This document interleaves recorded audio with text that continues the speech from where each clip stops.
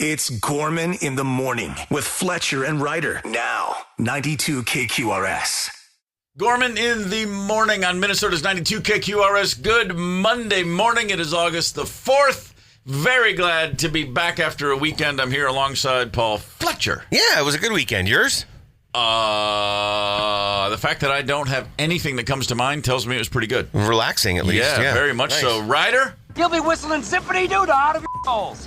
That's how we start Monday. I like that. Yeah. No problem. Clark Griswold, the man. Happy to whistle zippity-doo-dah on command anytime. just point. Nice. Oh, that's pretty good. I can blaze. I got the side going. I got the sidewinder. I go through the front teeth. At 1.7 different mouth positions I could whistle from. Wow. I can now do 6. I lost one when my teeth changed sometime when I got my wisdom teeth removed.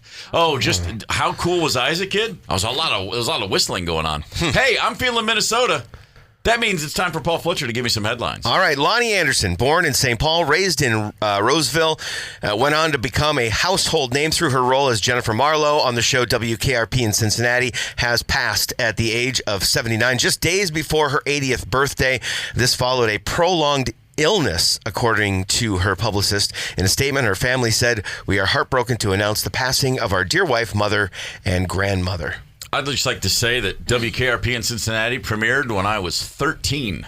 Yeah. Wow. Lonnie holds a very special place in my heart. I am sure she does. And not only my heart, but in my heart today. Godspeed, Lonnie Anderson. Absolutely. On the heels of both Suzanne Summers and Farrah Fawcett. I mean, that was the three that they had the poster. Okay. Everybody knew him. Oh, good God Almighty. Lonnie Anderson had a hot moment there.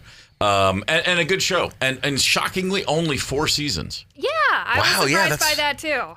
I mean, the ratings slipped to only 30 million people watched each episode. And in those days, it was like, that's a failure. Get it out of here. Yeah. That's crazy. Yeah. For how much of a part of our what a footprint. our culture. Huge. To only have 4 seasons shows how impactful it was, though. Right on, Lonnie Anderson. Nice run. And until today, I had no idea she was from here because I wasn't here back in the day. And they didn't have Google in the 70s. Anderson didn't give it away? Guess what? You know what? I've met some Andersons who aren't from here. I know that's weird. It is a little weird. They get around, those Andersons. Hey, really quick scheduling note. Another very endearing woman, Stevie Nicks, had to have she fractured a shoulder that's going to require some recovery time. So her show at Excel Energy Center, scheduled for August 19th, just a few weeks from now, pushed back to November 12th.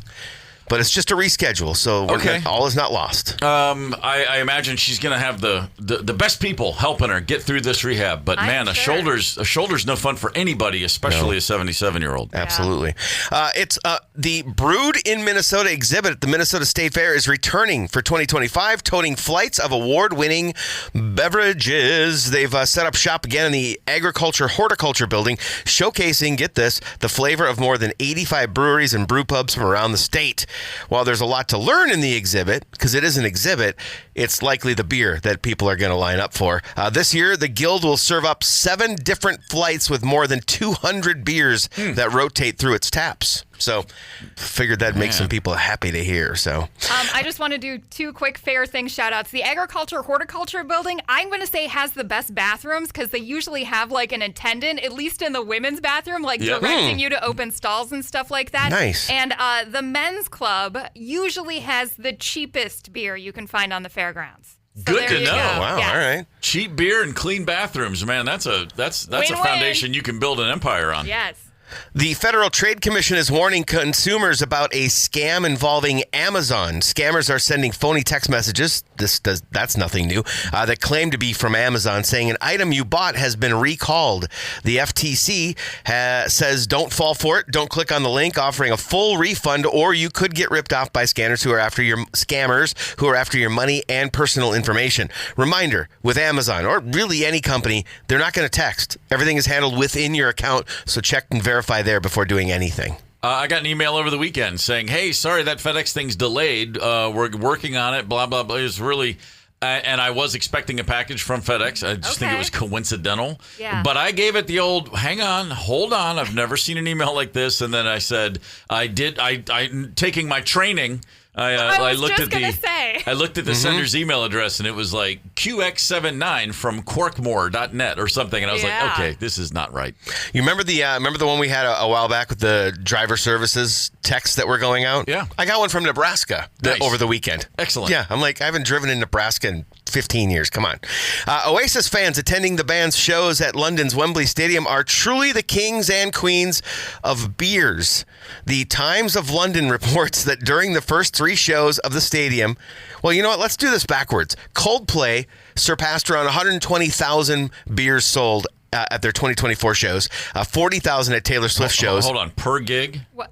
120,000 beers per show. Okay. I'm assuming, yeah. That's pretty strong. Yeah. You got 80,000 people in there. Yeah, 120,000. Yeah, 40,000 at Taylor Swift's dates last year. Taylor Swift doing 40,000 beers. That also checks out. Yeah. Teenagers need to start drinking more beer. That's a lot of heroic parents who need a couple of beers. That's right. All right, so any guess how many pints on average were sold each night at the Oasis shows? If Coldplay's doing 120 grand, it's got to be twice that at least. You almost nailed it exactly, actually. 250,000 pints at Oasis. $250,000 pints of beer per gig. Yes. Yeah. They don't mess around. Yeah. And get this, this amount of beer being sold has caused a bit of a battle behind the scenes with other stadium personnel. The caterer reports that the catering team has been involved in a turf war with the cleaning and maintenance crew because they need space in cupboards and escalators as storage. Oh, sure I get they it. do. Yeah. I get it. Yeah. That makes perfect sense. Oh, it's fantastic. The thing to remember is none of those people arrived sober to begin with. I mean, if you're thinking to yourself, well, hang on, that's only like 4 beers per customer. No, trust me. It's 8. They had 40 in the parking lot. 100%. This is interesting. This is taking training to a whole nother level. New England Patriots linebacker Robert Spillane has an interesting offseason training routine, walking blindfolded. Says he wants to know the defensive playbook so perfectly he can recall it with his eyes closed. So, to train his brain, he walks up mountains and notices where the rocks are, the way the ground tilts and where which branches could maybe leave a black eye. He then comes back the next day and does the walk with his eyes shut. And then the next trip, he does it backward and blindfolded. As he explains, as a middle linebacker, you've really got to rely on your instincts and your trust. I'm very confused. Wow. Why isn't he just reading the playbook in Braille if he wants to be able to do it blindfolded? That's great. Okay. Are you But sure that this was my wasn't? first thought. Is this not an unused script from the old TV show Kung Fu? That sounds like something Kane would have done. Yeah. Grasshopper, take the stone from my hand as I walk backwards up a mountain. Yeah, that sounds right. Man. I think I was in an episode 33. Fair enough. Remember that massive earthquake in Kamchatka, Russia last week? I do. Well, perhaps it triggered an even more rare occurrence. Yesterday, the Krashenikov, I think, volcano, which hasn't been active in a really long time, erupted. And it sent an ash plume over 3 miles into the sky. Mm-hmm. I say a long time because honestly, I've looked at just about every source on the internet. Yep. And one says 400 years, one says 500 years, another one says 600 years. So somewhere between 400 and 600 years ago is the last time that this thing erupted. Crazy. Pre-USA. That's all we need to know. Well, fair I'll remember that for next time, for sure. On his current tour, Rod Stewart has been dedicating the song Forever Young to Ozzy, but recently he's added a bizarre element to the tribute, an AI video of Ozzy in heaven taking selfies with other dead celebrities like Bob Marley, Whitney Houston, Amy Winehouse, Tupac, Prince, Freddie Mercury, Kurt Cobain, just on and on. At the Charlotte, North Carolina show, Rod added, quote, "Very sad. A lot of these people died because of drugs. I'm still here, though." Okay. Have either of you watched this video? Yes. Okay, this is the definition of cringe. When kids tell you things are cringe, Yep. Yeah. this is what they're talking about. Good call. Yeah. Very much so. Just bizarre. That's one of those nice thought. Couple too many cooks in the kitchen, or not enough cooks in the kitchen, maybe, as it were. Somebody needed to be there to say no. Is what needed to happen. I could just see Rod barking out orders with half a flagon of champagne in his gut. You know what we'll do? Yeah. Oh, that'd be great. Yeah, the kids will love it. Get that 2-pack in there, too. Yeah. Okay, whatever, Ozzy dude. and the selfie stick is not happening. No, not so much. It's bizarre, is what it is. It's really very strange. And I don't get it. And provided Rob with an opportunity to remind us that he has done a tremendous amount of cocaine in his life. Yeah. The Brits, I will say, are doing a better job of handling Ozzy's passing. King Charles's soldiers honored Ozzy with a musical tribute by performing the Black Sabbath song Paranoid during the changing of the guard ceremony at Buckingham Palace. That's kind of cool. That was very cool, yes. Very good. Very good. King Charles had to be told who he was, but he did respond to the will of the people. He was who now? He was in what band? Black Sabbath. Jewish boys. I can only see how confused King Charles would have been. Ozzy said they'd met and they were friendly. I'll bet, but Charles has probably forgotten. I'm sure. Man. The public reaction was pretty good. They said this is Britishness at its best. According to a new survey, people from the U.S., Denmark, and Sweden are the least polite when interacting with AI.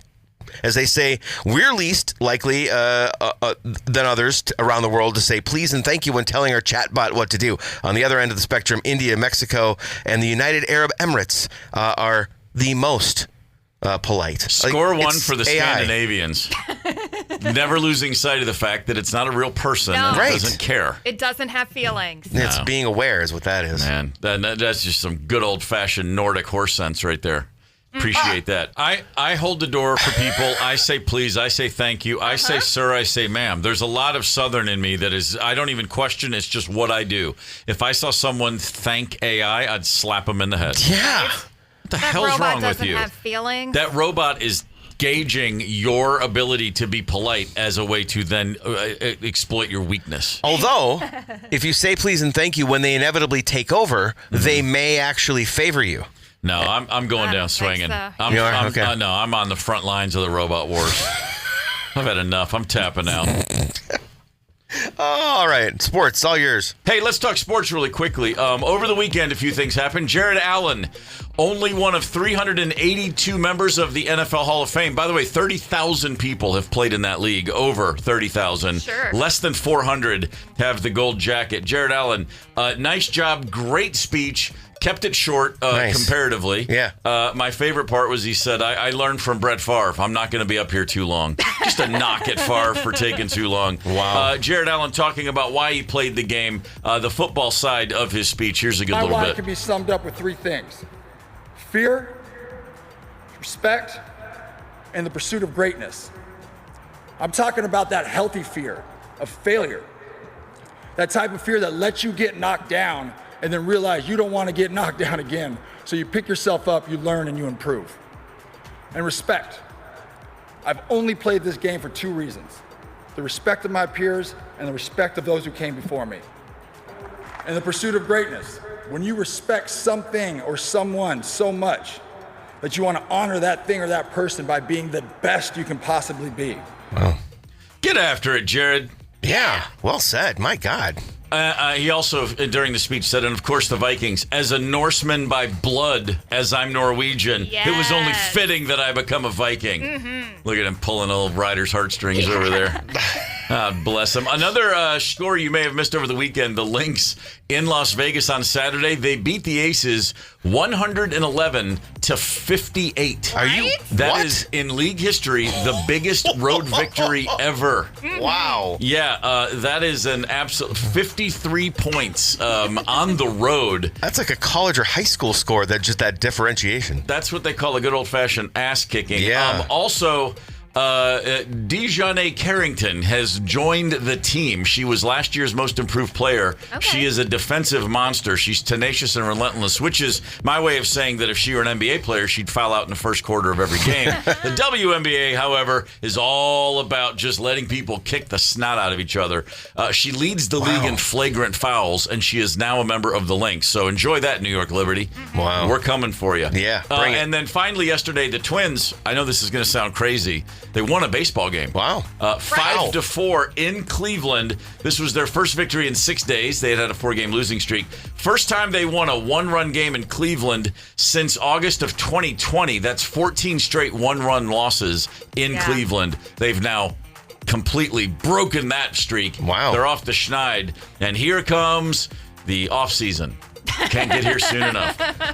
Bay City, Wisconsin. Glad to have you with us, Bay City, Wisconsin. You can't claim the Rollers. They were named after Bay City, Michigan. Yeah. But don't take that. I mean, Bay City, Wisconsin is still a lovely place to be from and a lovely place to visit. Absolutely. You know that's true. Gorman in the morning. Coming right back. 92 KQRS. Streaming from 92KQRS.com. Gorman in the Morning is back. 92KQRS. With you on a Monday morning. As always, Monday, Tuesday, any day of the week, AC/DC works for me. Hell yeah. That's just a basic, that's a staple, that's corn. That's an automatic. Oats. It's a staple. Yeah. Always a part of the situation. Sadly, we've had a staple around here for a lot of years called the Polads. The Minnesota Twins, grease fire that they are, apparently on the auction block. There is a deal. According to MLB Commissioner Rob Manfred, it's closer than we have been led to believe. There will be a sale soon. Somebody else will come in and take over the Minnesota Twins, and hopefully they have a checkbook, and hopefully they just give a pen to the fan base and say, right away, let's go bring some talent in. Yeah, we'll so you have see to what do it. happens. So in the meantime, as we're preparing to let the screen door smack the Polads on their asses, Jeez. let's put together a Monday morning mixtape. What do you say? Gets out. Vengeance, revenge. Oh, What yeah. message do you want to share to the Polad family? Paul Fletcher, you're pumping your fist. Music is our weapon, and Yes. we're going to aim it directly at them. Can I get the mixtape started? Please. This time? Yeah. How about AC/DC, Dirty Deeds Done Dirt Cheap? Oh, that works. Because Yeah. a lot of their deeds were dirty, and they did everything cheap. Well, done dirt cheap for sure. That makes perfect sense. And again, always a good time for AC/DC. Always a good reason to time work for them into the Bon conversation. Scott, AC/DC, dude. There you go. Come You're on. welcome. You're welcome. Very much so. Yes. Very much so. Jimmy on the text line put in for Joe Polad, Linda Rodstedt's "You're No Good." Yep, see? There you Yep, go. I'm grabbing Now it. you're picking We'll it hear that up. in a We're bit. picking up what you're laying down. We got a 715 text in here. A Man After Fletcher's Heart. Burn It to the Ground by Nickelback. Jeez. We are Yeah. just right out of the gates, man. We're just firing all the... Yeah, man. We got a 50 cal Halliburton. 651-989-ROCK. Let us know your song for the Polads as we're putting together a Monday morning mixtape of note. There you have it. Hey, let me ask you a question. Are you speaking of vengeance, right? Okay. Are you the kind of guy who holds a grudge, or do you forgive and forget? Do you move on in life? I mostly don't. I mostly move on. Ryder? I say that I mostly move on, but that's probably a lie because I thought of one that is at least 30 years old. I'm sitting on Wow. one from 87. Okay. I'm serious. There's a vendetta that if I'm ever in a position to take action against a person who grieved me. What's the word I'm trying to say? In 1987, I'm just still waiting for the opportunity. It's the one grudge I can never let go.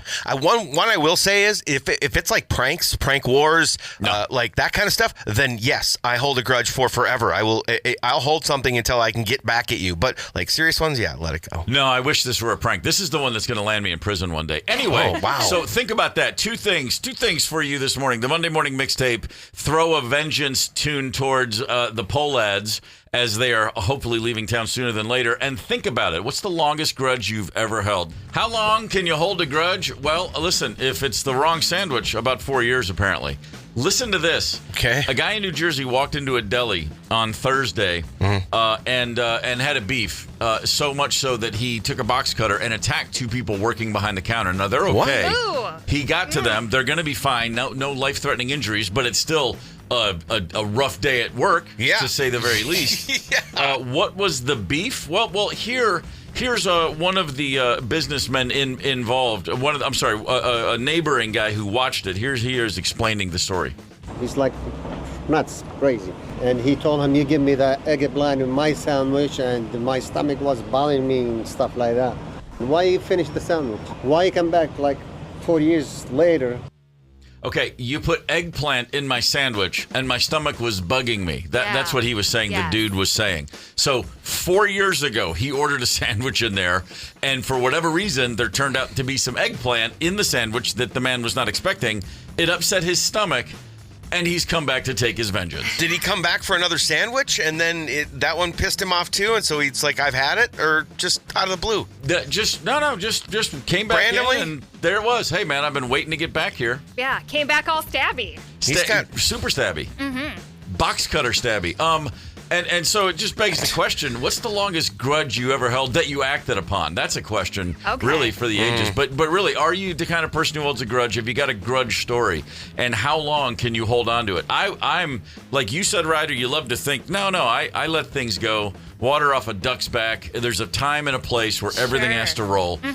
But sometimes no. Sometimes no. I Sometimes still need no? I'm still looking for a kick in the shin somewhere. Yeah. As in me with a steel-toed boot, your shin breaking. So occasionally I recognize, there's still things I'm pissed off about. I wish that weren't the case. Yeah. Midwesterners say no to this, they are lying to themselves because anybody who's ever shouted Norm Green still sucks is holding a grudge. Very much so. And that's actually the very first text we got from Dave. Longest grudge, Norm Green taking the North Stars. And you know what? Dave and Ryder just reminded me. Remember before the break, I said I don't have any grudges that I've really held on to? Right. I do have one. Oh, really? Yeah. Okay. Norm Green sucks. Yeah, there it is. God. Wow, The Minnesota Wild are great. We've got a great franchise. But that's not the franchise we all grew up going and seeing as kids. And they moved it to... Here's the problem. Norm Green didn't even give the state of Minnesota an opportunity. That's the problem. Mm-hmm. That's where the grudge, I think, lies. Because they didn't give him a chance. Like, attendance sucked. I get it. But you didn't give us a chance to keep the team. Hey, I can relate because I, as a child growing up in Baltimore, I lost to my football team in 1984, the Baltimore Colts. Under the shadow of darkness. That's exactly right. I'm a freshman in college, just weeping in a March morning in 1984, and I had 20 years. I wandered the desert without a football team because the Colts were gone. I wasn't going to adopt some new team. You were like a horse with no name. I was. I just. What do you do when your team leaves? And then when the Baltimore Ravens came to town, I didn't care because A, I didn't live in Baltimore anymore, and B, they were the Cleveland Browns. I was like, I can't embrace a team that just did the same thing we did. Yeah, you want your own team. So I wanted my own team, and then I made the great decision to move to Nashville and become a Titans fan. Yeah. And that led to 20 years of misery. And then I moved here and screw it, Skol, let's go. Right. I'm on the Vikings. You really whiffed it on this Ravens thing, man, because they've been doing pretty good. Yeah, my son reminds me of that all the time. Yeah, you lost your team. You adopted a team that can't win, and then you moved to a state where another team that can't win. So, yay. Oh, no. While you bite your forked tongue, this is it, man. Vikings are on their way. How long have you held a beef? Ray texted in, sorry, I got to share it, Fletcher. My grudge is against Gary Anderson. Don't think I need to explain anymore. No. Man, if you're going to miss one, make it the first one of the season, not the last. Yes. Well, I'll tell you this. A couple years ago when the Super Bowl, my first year at KQ, the Super Bowl was in Arizona. That was Eagles, Chiefs, round one. And I was out there that week doing the show from the radio row, if you will. Mm-hmm. And I ended up having dinner. And who stopped by the table but Morton Anderson? He's the kicker for the Falcons that won that game after Gary Anderson missed. And Morton Anderson, Hall of Famer, sat there and I said, we were talking about, I had to bring up the game. I'm in Minnesota now. I lived in Atlanta back then. Mm-hmm. And boy, he was like, oh no, I had a dream. He looked me dead in the eye and said, I had a dream the night before that I was going to kick that game winner in overtime. And I meditate every morning. And I woke up, I meditated on it. He goes, I've never been calmer in my life than I went. And I was like, okay, I'm going to keep that one to myself. I've waited 2.5 years to share that just to really grind the gears of Vikings fans, of which I was at the time. I was 1,000% on the Vikings road team that year. So I remember the pain as much as I could anyway. I've been, okay, this is the grudge I've sat on since 1987. Let's hear it. Punk rock legend Tesco V of a band called the Meatmen. The Meatmen came out of D.C. in the same scene that spawned Dave Grohl. Like, he grew up in that world. Okay. The Washington, D.C. Scene. They had a hot minute there. Mid to late 80s, the Meatmen were a touring band nationally, and they had a big singer, 6'6" or 7" dude, who's from Michigan originally, named Tesco V. Okay. And they played in Atlanta, Georgia, and afterwards they crashed at someone's house. Sure. And a few friends of mine went over there for the big post-gig party with the Meatmen, and that band ended up literally terrifying a friend of mine. They duct taped him to a chair and put him on a diving board and threatened to drown him. Oh. As in for a long time. And then they all peed on him. And I have from that day to right now, I'm getting pissed off thinking about it. That kid, Tesco V, who's 70 years old now and still probably 6'6", although he's probably 6'3", he's probably shrinking. I'm telling you right now, if I ever see him, I'm going right to the jaw. Go for it. I will never, ever, ever let that one slide. Yeah, that's a horrific. Bit much. The sweetest kid in the world, and they just messed around with him. And really, it was awful. Nothing fun about it until I see him, and then it'll be fun. Sometimes punk rock goes too far. Sometimes it goes way too far. That's way too far. Make no mistake about it. Gorman in the morning. Coming right right back. 92 KQRS. Streaming from 92KQRS.com. Gorman in the Morning is back. 92 KQRS. Gina came in. You want to share this one, Fletcher? Yeah, not Gary Anderson, but Dennis Green for his stupid calls. That's what Gina said. Yeah. Boy, going deep. Our guy Hummus Bob, he's got a good one. He's pissed at McDonald's. The end of the McDLT. It ended in 1991.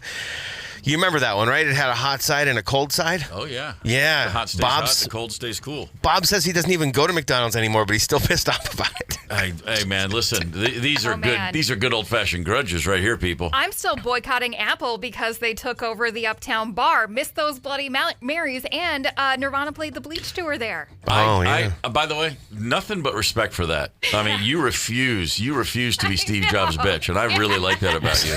I mean, at no point ever are you gonna give in on that. Too. And I don't even mind now when my texts are green. When your texts are green, I get it. At least you've got a solid reason for that. Happy Monday. Speaking of Monday, let's have a classic Monday story. Okay. Artificial intelligence, is it coming for you or me or us or not?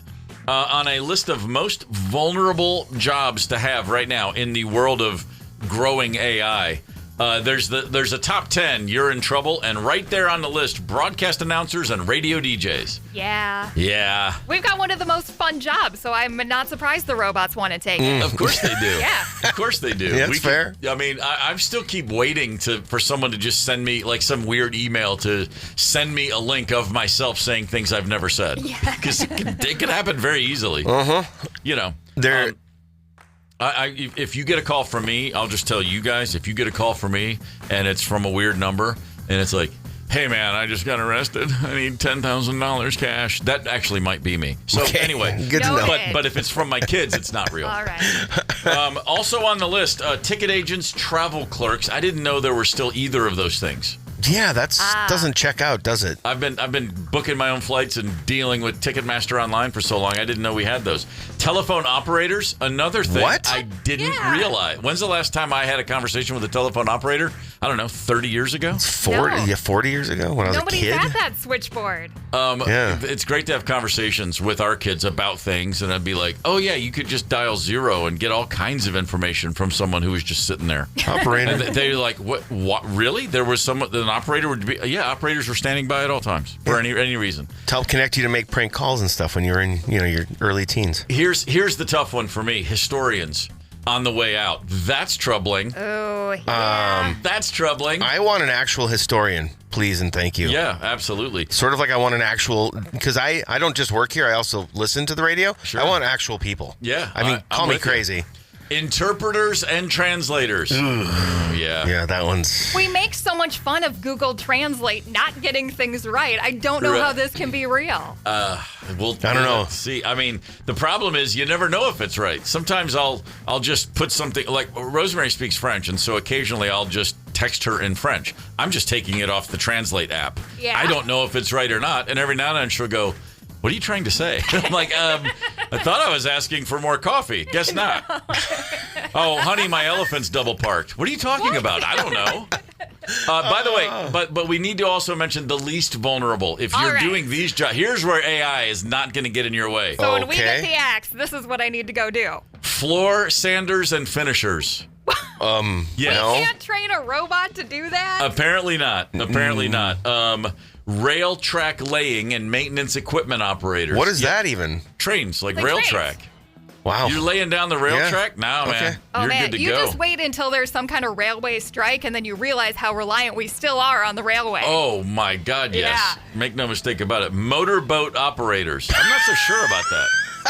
I guess it's tougher. You have autonomous cars, but boats have way more things that I think it's easier to get a car to drive itself than a boat. There's just too many variables with boats. On the lake, the possibilities are endless. Yeah, see, like I laugh because I when I think motorboat, I think a big cigar that's like flying down Lake Minnetonka, not so much like a tugboat. We're probably talking more tugboat type situations. Well, speaking of that, number one on the list, dredge operators. Hell yeah, dredge that canal. Yes, I could be a dredge operator. I could do that, I guess. I was going to dredge the canal, but they brought in this robot fella, see? And what did he do? He run aground. So they called me back, and I dredged it. Oh, Yeah, man. right I on. need to rethink my whole career plan because I could be having fun on the water instead of hanging out here. See? Yeah. That's exactly A lot of about my water job. related, yeah. You have to I have like grease that. on your cheek, though. I think that's a prerequisite. Hey, a few things going on around here today. In case you're just joining us, we do have a Monday morning mixtape going out to the Polads. Vengeance is ours, Polad Yes, family. yeah. So if there's a song you want to send their way, feel free to text it in 651-989-ROCK. Gorman in the morning.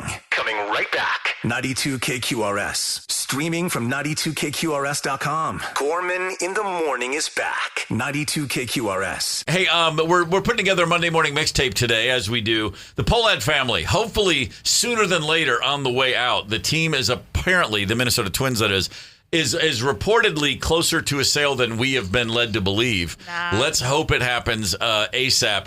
What songs come to mind? You want to send the Polads a tune? Feel free, 651-989-ROCK. Fletcher, I'm assuming the texts are continuing to come in. Absolutely. Drew sent in Burning Down the House by Talking Heads. Fair That's a solid suggestion. That makes sense. Charlie in Apple Valley says any song by Cheap Trick. I think that's what he was getting at. I like was the that. band name, yeah. The Dream Police. The Dream Police. I figured it'd be that one or Surrender. Either one. Surrender's good. Surrender the team. Makes sense. Yeah. They were dreaming they could figure out a way to, still be competitive. Yeah. Who knows? Murdering my dreams of playoff baseball. Pretty Yeah. much. That's exactly right. Yeah. And last but not least, this is a good one. Mark says, Hit the Road, Jack by Ray Oh, Charles. sure. That'll work. Remember the salad days of 2023 when it was all still in front of us? Salad days. You love that. I love that. They fell far fast. Good gracious.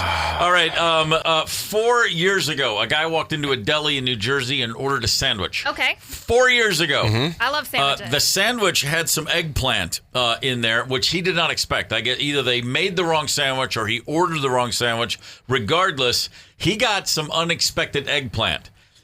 He ate the whole thing, despite the fact that he didn't care for it, and it was upsetting his stomach. Okay. Ugh. And apparently it upset his stomach so much that he waited 4 years to go back in and complain. And by complain, I mean he walked back in and attacked two people working behind the counter. Oh. With a box cutter. Oh. Now, no life-threatening injuries, but he drew blood from a couple guys working behind the counter, again, who gave him a sandwich that didn't agree with him 4 years earlier. I'm guessing that probably didn't even work then. I would imagine they didn't. That's a professional grudge is what that's called. He That's needed time legit. to digest. Yes. Took him a minute to get his stomach right. Digestion, maybe process. There's a lot of things he could have done differently over those 4 years. A lot of text messages, 651-989-ROCK, about grudges and the ones we hold on to. What have we got, Paul? Alice has a blue ribbon winner right here. Okay. I went through the drive-thru at Arby's and ordered a sandwich and a fountain drink. When I got to the window, he handed me the sandwich, drink, and a milk. I told him I didn't order milk. He insisted that I did. I've been allergic to milk my whole life. I don't even order it. I finally took the milk and sandwich and left and have not been back to any Arby's since. That was 1986. Wow. Okay, then. Strong. Wow. 1980s. It's a 29-year grudge we got, or 39 years. Yeah. I tell you what, someone ought to run that up the Arby's corporate flagpole, see if we can't get that woman some free beef and cheddars just to make it up to her. I know somebody up the flagpole at Arby's. All right, game Dusty, on. let's take care of this. I bet they would reach out. I bet they would say, hey, sorry about the milk. Here's a lifetime supply of those Reubens. Don't sleep on the Arby's Reuben. Come on now. God, they got rid of the chicken cordon bleu, which I just don't understand. All right, this one's good too. Gary is pissed at Drew Pearson. Remember him? Push-off NFC Championship game 1975. Best Vikings team. Still don't feel bad for the back judge getting hit in the head with a whiskey bottle. Oh, come on now. There's no need for that. Violence is not the answer. Well, in the 70s NFL, it certainly was. Yeah, I mean, come on. Who are you kidding? 651-989-ROCK. Let us know about those grudges you're carrying. Here is your last word for the day. Back in 2016, well, we all remember 2016, the old days. A man named Lawrence John Ripple walked into a Kansas City bank, handed the teller a note demanding money. He was sticking it up. He was holding up a bank. Sure. The note. He was 70 years old. Oh. Wow. He calmly sat down in the lobby to wait for the police that he assumed they would call, which they did. He didn't try to run. He didn't try to disguise himself. He didn't even pretend to care about leaving or getting away. He sat there, waited patiently when officers arrived. He told the police, I did this. I committed this robbery because, and this was a quote, I'd rather be in jail than go back home and be with my wife. He got into his argument earlier that day with his wife, and he said, you know what, prison's a better alternative. I'm stuck in this marriage, and I'd rather go to jail. And he's thinking, I'm 70, I'll die in prison, but I won't have to deal with her anymore. After pleading guilty to the robbery, he was looking at 20 years in federal prison. The judge said, well, he's 70. He's never had there's no record. He's never been a criminal, no outlaw, no priors at all. It was a non-violent attempt. So he handed him 6 months of house arrest. Oh, my God. Be careful what you wish for, ladies and gentlemen. That is not nice. Not at all what my man was hoping to hear. No. All right. Enough fun and games. Tomorrow on this show, Gorman in the Morning, we're going to play a little game called WTF. Wisconsin, brutal. Texas, Florida. Steve's version. Oh, boy. Watch out. There'll be a cool... We love to give away certain things, and we make you earn them. So WTF tomorrow, as well as musician Mark Mallman on the show. That'll be cool. That'll be fun. Mallman's an interesting dude. I think the thing he's most famous for is he'd do these marathon-long songs at the Turf Club that would last days. Yeah. I think there's a record that's 48 hours or something like that. That checks out. Yeah. So hopefully, you know what? We'll see if we can get him to stay till Friday.